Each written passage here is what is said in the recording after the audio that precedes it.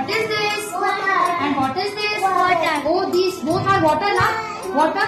But this is plain water and this is salted water.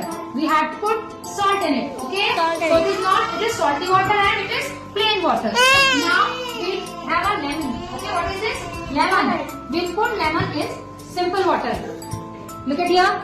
Oh, it drawn already. It didn't float in it. It sink. तो sink हो गया ना, डूब गया. Okay. We'll take it out from this plain water. So this is plain water and this is salty water. Now we'll try to put this lemon in the salty water. It will sink or float. Okay? We will see that. It will float. It is floating. Why? Because it is salty water. It is not more than mineral water. So salty water gives it floating. Okay?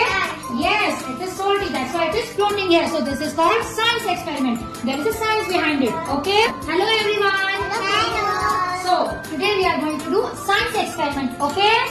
This is plain water and this is salt water. We have mixed salt in it. Okay? We will put this lemon in both waters and we will see it will float or sink. So we'll put it in simple water. Look at here. It sinks. Okay? So it will float in simple water. Now time to go in salt water. It floats. Very good. See the difference between simple water and salt water? Now you see the difference now?